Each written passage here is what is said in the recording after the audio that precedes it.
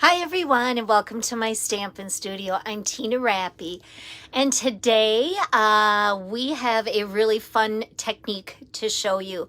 I am having a little bit of difficulty with the stand that's holding my phone. Right now I have my fingers under it because look what happens. It wants to fall down. So I'm going to go ahead and flip it down, and I'm hoping that things will stay as we do that. So lots of fun things to talk to you about today.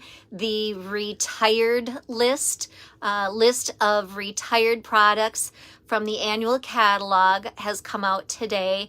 And oh my gosh, there are oodles of things, and things are, some items are on sale 20 to 50% off. Everything on the retired list is while supplies last, and I will be posting that out a little later tonight after I'm done with the video and everything. But lots of things that we knew were going to go, like the in colors are on there, but a lot of things that just break my heart, that if you don't have, you're going to want to get them. But anyway, let's go ahead. I'm going to flip the camera down so that we can get started on today's project. So let me cover up the screen and flip things down. All right, and then everybody cross your fingers that when I do this, that everything is going to, excuse me, that things are going to stay, and that my, the arm of this is not going to want to keep pushing down, and it kind of looks like it is. All right, let's see. So I want to do that. Okay, so right now it's staying, so let me level things off here. And let's bring this down. Everything was fine until I made one final adjustment right before I went live, and yeah, look at that. It just wants to keep pushing down, and I can't get this any tighter than it is. Let me try one other thing. Okay, we've got it. It's there. So, all right, let me show you the card. So this is the card, and this is called a partial die cut card. So you notice how part of this here is cut out. Okay, so I'm going to show you how to do that, and then stick around to the end of the video because I have a second card that's the same technique that I want to show you. So I designed this card and the other card on Monday for tonight's Facebook Live, and now today the list came out for the retired things. So some of the items that I'm going to be using on both of these cards are on the retired list. So that makes things interesting since we don't know how long things will be sticking around. But let's go ahead. We'll get started here. So I have a piece of basic white, and I have Memento ink. Now, the stamp set that we're using is out of the mini catalog, and it's the Blessings of Home, and that has the Flowers of Home dies that coordinate with it, so you can get these together in a bundle. So we're going to be using this image right here with Memento ink. All right, so let's get this inked up. Well, I can tell you I am thrilled that this thing has not moved down. I'm praying that I'm not jinxing things by saying that, but all right, so we'll get this all inked up. I think that's pretty good. Okay, and this I'm going to stamp. Let's twist it right here. I'm going to stamp that right down. There we go. Okay, so it's stamped in Memento ink, and now I'm going to use my Stampin' Blends, and I'm using the Misty Moonlight, and this one is the light Misty Moonlight. This is one that is going away because it's an in color that's been around for 2 years. And then I'm using the light Old Olive, all right, and I will also use the color Lifter on this. So let's start out. We're going to go ahead and do the green first, the old olive. So there is a brush tip end on the Stampin' Blend and a fine point end.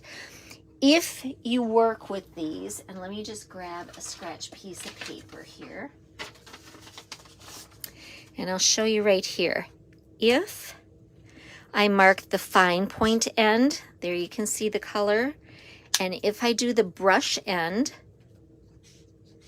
there you can see the color. And it might not be that obvious here, but typically the pointed end is a darker shade. So let's see here if you can see it better with the Misty Moonlight. And the brush tip end, yeah, I think you can see it better there. Can you see how the pointed end is a deeper color? So sometimes I don't need to use the light and the dark at the same time. So for this, what I want to do is I want to use the old olive on the pointed end, and on this image where things are already shaded, okay, I am coloring that in with the pointed end, so the one that's a little bit darker. And this makes for a super quick and easy way to use the Stampin' Blends. There are times when I want to use it and be real meticulous with my shading and everything else. But for this, I want it to go relatively quick. And because the image itself has some of its shading, that really speeds things up here. Okay, so I've got all of that. Now I'm going to go to the brush tip end, and I'm going to go over the same thing that I just did, and I'm actually coloring over that first color that I just laid down, the pointed tip end, and that kind of blends those colors together. Okay, so we're just doing all the leaves. And of course, with this technique, you don't have to use blends. The blends have nothing to do with the technique itself. It's just how I chose to color in this image. Certainly, you could use our Stampin' Write markers. You could use colored pencils. You could emboss this. So a lot of different ways that you could do it. But like I said, I just choose to do that. Okay, so all of the old olive is done. Now I'm going to go ahead with the Misty Moonlight and use the pointed penciled end. And I am going to bring in, I'm not going to cover over every part that's shaded on the flower petals, but just some of them to drag that deeper color in.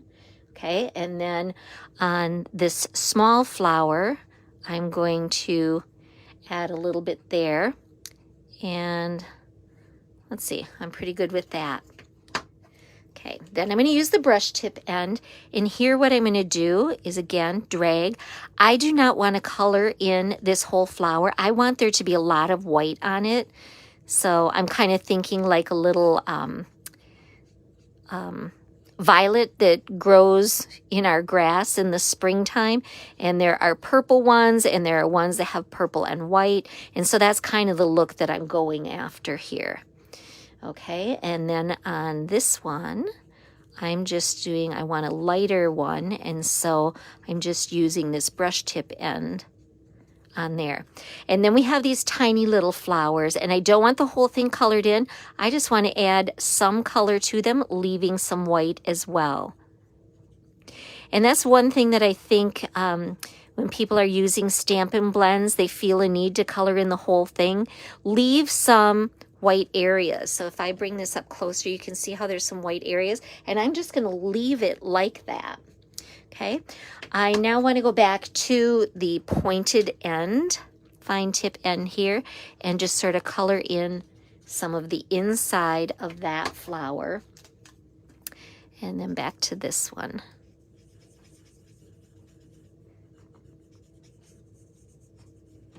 Okay, like that.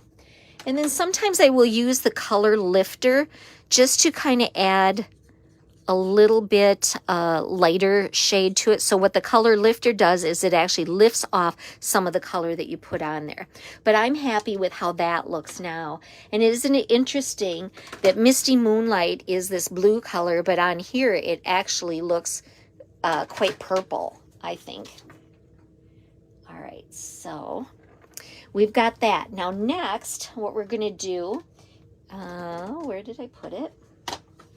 You know, I do this every darn time. Here it is. Okay, so this piece measures, and let me get my little ruler out.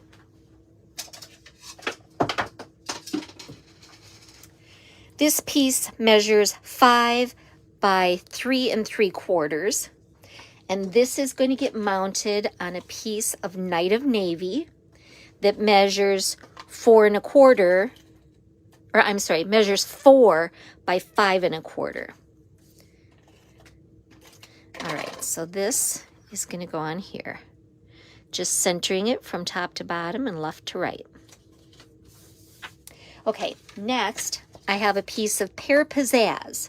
Okay, and this one is measuring 3 1/4 by 3 3/4, and then I have Night of Navy that is 3 by 3 3/4. And this is going to get layered on the Pear Pizzazz, and I want to make sure that I have plenty of adhesive right up to the edges and in the middle here, because this is what we're going to die cut from.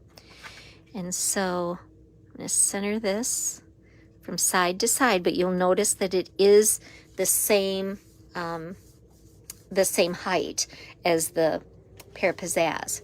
Okay, then what I'm going to do, I have the die that coordinates with this. Okay, so that goes, it will cut that out, but we don't want to cut it out of this. We want to take and lay this on here, and I want to get that nice and straight from top to bottom, and I don't want to cut out the stem, so I want to leave the stem on this side of it.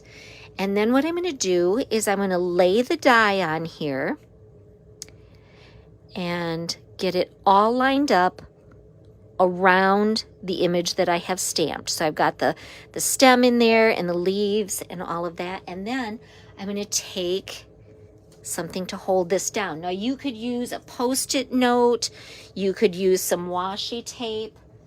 What I've got here is just it's a Post-it label roll, so it comes off like tape, but it's sticky and it's removable, so it's not super sticky. Okay, so I've got that on there. This is going to line up there perfectly. And so then what I'm going to do is, let me bring the Big Shot, or I'm sorry, I always call it the Big Shot, the Stamp Cut and Emboss machine over here.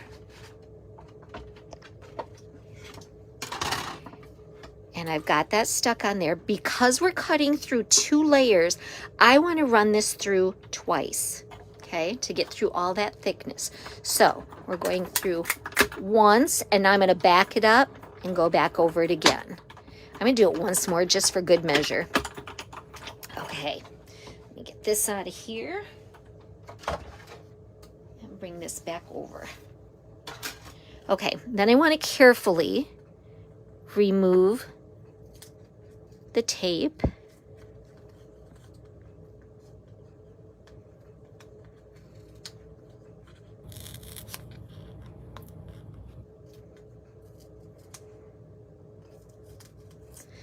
All right, almost got it all.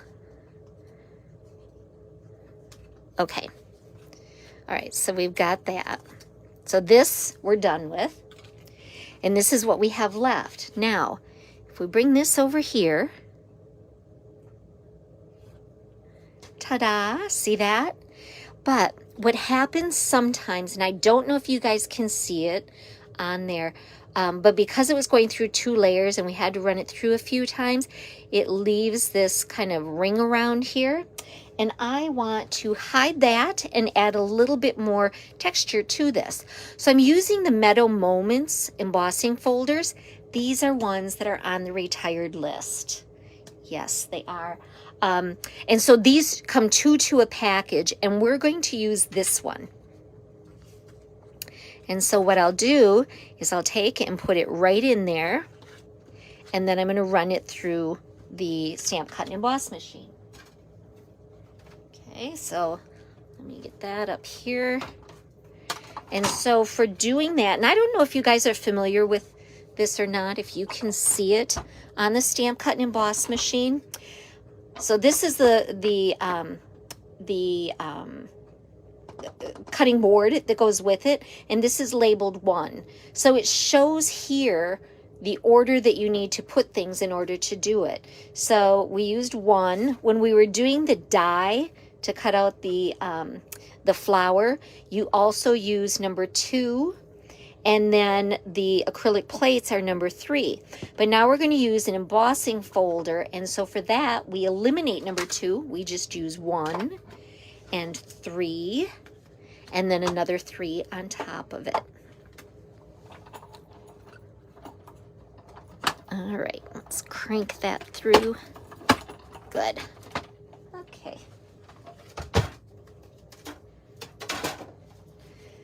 All right. And so now we have this beautiful texture on here, and it also hides the kind of ring that we had around here.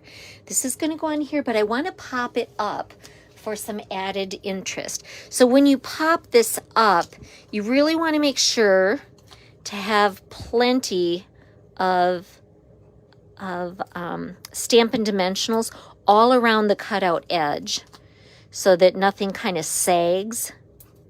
And I'll show you what I'm talking about there in just a minute as we put this together. And then we'll get some around the edges.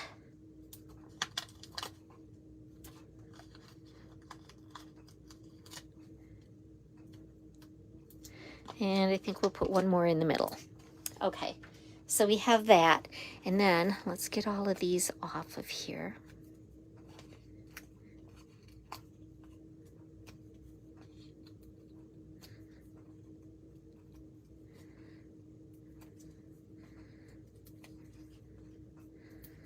Okay, one more. Okay, because this is going to go on here, I want to make sure that I have it even with the top and bottom, but also that I'm showing a nice border all the way around the stamped image. So right there. Okay, so what I was talking about not wanting it to sag, we've got all these dimensionals right along in here so that it doesn't, you know, sink in there. It's basically what we're talking about. Okay, now we're going to go ahead and put this on a card base that is the thick basic white, and that is cut 5.5 by 8.5, and it's scored at 4 1/4. This is going to go on here with the Stampin' Seal.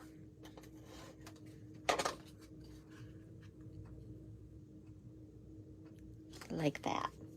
Okay, and then I have a piece of basic white, and I stamped this then with Night of Navy, and this sentiment is also from the Blessings of Home stamp set. So right here, have a perfect birthday. And I'm using the tailored tag punch. This is also on the retired list, which makes me sad because I love the shape of it, but also it is great for punching out a little banner. So all that I need to do is insert this end in here, center it from side to side, and punch. And now we have this cute little banner. Okay, so this is going to go on here like this, but I want to pop it up with dimensionals. Now, if you remember, I've already got this whole piece here popped up. So let's grab the dimensionals back here again. Okay, so I'm going to put a couple dimensionals on here. And then on this end, which is going to go here, which doesn't have, has not been popped up, I'm going to use one of the little ends of the dimensionals. Whoops, let's get that off. Okay, and I'm going to put it right on the edge like that. So I've got one on there, took the backing off, and I'm going to pile another one right on top of it. Okay, and then let's get these off. So on this end right here, where this is going to go, we've got 2 thicknesses of dimensionals, and on the rest of it we only have 1. And the reason for that is because this whole part right here already has dimensionals under it. Okay, so this is going to go flush to the white there, and then it's going to go right there. And then we're going to add some embellishments. And these are the Rhinestone Waves Basic Jewels. And this is part of the, oh goodness, I can't think of what it's called. Hang on here. Part of, grab the paper too so you can see it. Part of the Waves of Inspiration, Waves Dies, and this designer paper, which is Waves of the Ocean. It is part of this whole collection of products. The stamp set and die will be in the new annual catalog. These rhinestones and the paper, and there's also some foil paper, they are available only while supplies last. So, okay, so what I'm going to do then is I'm going to take a few of the little jewels off of here and add onto the card. And what I love about this is look at all the deep colors, and then we get into the, we've got the darker blues, the lighter blues, kind of the pool party color, and then we start getting into the greens and teals. So I just love how that looks. And let's put one right up here, and then we'll grab one more light one and just stick that right there. Okay, so there is a card that shows the partial die cut technique. All right, now let me show you the second card that I did doing this. This one's adorable. Okay, I hope your day is a real treat. This uses the Pampered Pets stamp set, which guess what? It's on the retired list. It uses the coordinating dies, the pet dies that I use to cut that off. And then it uses the Playful Pets trim, which is this ribbon and a black and white baker's twine that goes with it. But it's the same exact principle that we used on this card. Same measurements on things. The banner's a little bit different size, but just to show you how you can do the partial die cut technique on the cards, regardless what stamp sets in that you have. So really fun. So just a couple of things. Like I said, I will be posting out the list of last chance items, the items that are on the retired list. Keep in mind that shipping costs are going to be increased just a little bit as of April 1st. So my advice to you would be to take a look at the things on the list and get them ordered right away. Number 1, before they're gone, because it's limited time only. And number 2, while you can still save on shipping costs. So I hope you guys enjoyed this today, and I really want to thank you for taking a little time out of your day to spend with me in my Stampin' Studio. And so, until we meet again, enjoy life, stamp something, and eat chocolate. Bye-bye.